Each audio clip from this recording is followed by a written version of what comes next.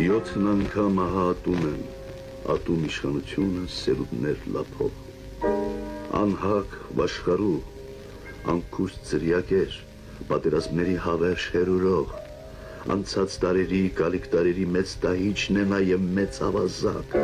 իր անցած ուղին ոճիր ու նախճիր, սարսափներ վիժող, ողակալ ոհմակ,